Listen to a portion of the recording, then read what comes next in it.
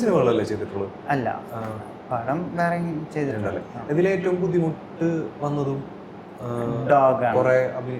കുറെ റിയാക്ഷൻസും അങ്ങനെ കാര്യങ്ങളൊക്കെ വേണ്ടി കേരള ക്രൈം ഫയൽസിൽ കുറച്ചും കൂടി ലുക്കും ഇമോഷൻസ് എല്ലാം കുറച്ചും കൂടി കാണിച്ചിട്ടുണ്ട് ഡോഗിൻ്റെ. ഇതിലെന്ന് പറയുമ്പോഴത്തെ ഫുള്ള് നാച്ചുറലായിട്ട് ഡോഗിന് മറ്റിലും അങ്ങനെ തന്നെയാണെങ്കിലും എന്താ പറയുക, ഇതിൽ വേറൊരു രീതിയും അതിൽ വേറൊരു രീതിയും ഇത് ഫുൾ ഡോഗ് ഒരു പ്രൊട്ടക്ഷൻ മൈൻഡ് അതിലങ്ങനെ ഇല്ലല്ലോ. കേരള ക്രൈം ഫയൽസിൽ വരുമ്പോഴത്തേക്കും നമ്മൾ ആദ്യം പോലീസ് സ്ക്വാഡിലെ ഡോഗായിട്ട് കാണിക്കുന്ന സിംബ എന്ന് പറഞ്ഞ ഡോഗ്, അതെന്ന് പറഞ്ഞു കഴിഞ്ഞാൽ അതിന് ഓർമ്മയില്ല, ആ ഒരു രീതിയിലല്ലേ പോകുന്നത്. അത് കുറച്ച് സൈലൻ്റ് ആണ് അതിൻ്റെ ക്യാരക്ടർ മൊത്തം അതിൽ കാണിച്ചേക്കുന്നതെല്ലാം. പക്ഷെ ഇതിലെന്ന് പറയുമ്പോൾ ഫുൾ ആക്റ്റീവ് ഡോഗ്സ് ആണ്. ഒരു മാസ്റ്ററിൻ്റെ കമാൻഡിൽ നിൽക്കുന്ന ഡോഗ്സ് ആണ്, മാസ്റ്ററിനെ ഗാർഡ് ചെയ്യണം എന്നുള്ള മൈൻഡിൽ നിൽക്കുന്ന ഡോഗാണ്.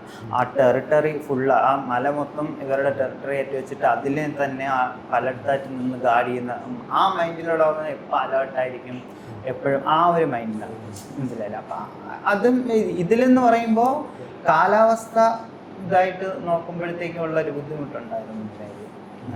Kerala crime files cinema look wise അവരുടെ ഇമോഷൻസ്, കാരണം ലാസ്റ്റ് ഇതിലൊക്കെ ഡോഗാൻ നോക്കുന്ന ക്ലൈമാക്സ് സീനിലൊക്കെ അത് നമ്മൾ ഇതിലുള്ളത് പോലെയല്ല.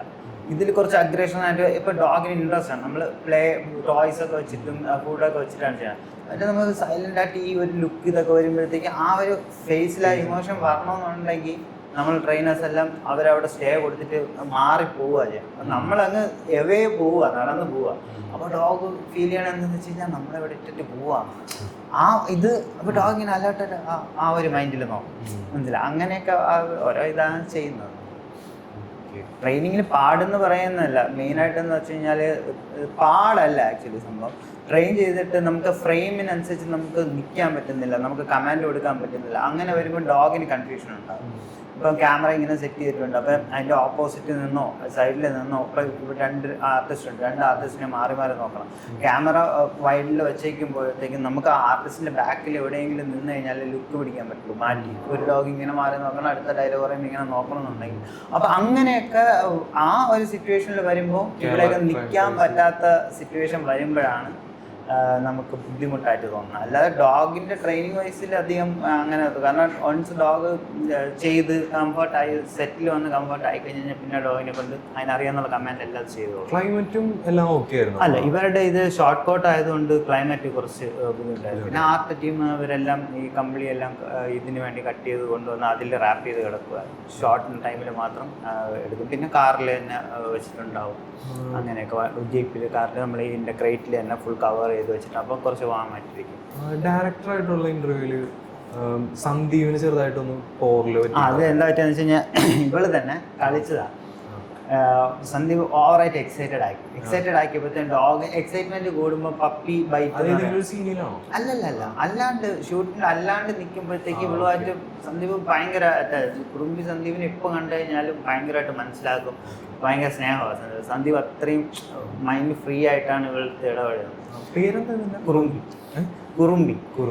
ഇവളെ മാത്രമാണ് ഒരു ബ്രീഡറിൻ്റെ നമ്മൾ വാങ്ങിയത്. ബാക്കിയെല്ലാം പെറ്റ് പാരൻസിൻ്റെ തന്നെ റെന്റ് ഔട്ട് ചെയ്ത് കൊണ്ടുവരിക ചെയ്തത്. അപ്പം ഇവള് ബ്രീഡറിന് അവർക്ക് അങ്ങനെ പെറ്റിൻ്റെ കൂടെ വലിയ കമ്മിറ്റ്മെൻ്റ് ഒന്നുമില്ല. അവർക്ക് കാശ് വേണം, നിങ്ങൾ റെന്റിന് വേണ്ടിയിട്ട് അങ്ങനെ.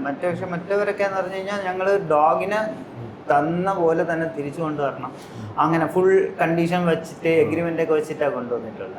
അവർ ഇപ്പൊ എത്ര ഡോഗ് ഉണ്ട് നമ്മൾ ഈ സിനിമയിലുള്ള ഈ ഒരു ഡോഗ് മാത്രമേ ഉള്ളൂ. ഈ ഡോഗ് ബാക്കി എല്ലാം സിനിമ കഴിഞ്ഞ് പിറ്റേ ദിവസം സേഫ് ആയിട്ട് എല്ലാവരുടെയും കൊണ്ട് ഏൽപ്പിച്ചു. അത് ശരിക്കും അവര് ഇതുപോലെ 2.5 മാസത്തേക്ക് അവര് അവരുടെ ഈ തെങ്ങും തോപ്പ്, മാന്തോപ്പ്, മാങ്ങയുടെ തോപ്പ്, ആട് ഫാം, അങ്ങനെയുള്ള സ്ഥലം, കോഴിയുടെ ഒക്കെ ഫാമുകളിൽ ഗാർഡിങ്ങിന് വേണ്ടിയിട്ട് അവരെ പ്രോപ്പർട്ടി ഗാർഡിങ്ങിന് വേണ്ടി വെച്ചിരുന്ന സാധനം. അതെ, ഏകദേശം ഒരു 58 ഡോഗ് നോക്കിയതിലാണ് 9 എണ്ണം സെലക്ട് ആയത്. ഒരു ഓഡിഷൻ പോലെ അവിടെ പോയിട്ട് അതൊക്കെ ഇങ്ങനെ വെറും 5 ഏക്കർ 10 ഏക്കർ സ്ഥലങ്ങൾ ഇങ്ങനെ ഫ്രീ ആയിട്ട് നടന്ന ഡോഗാണ്.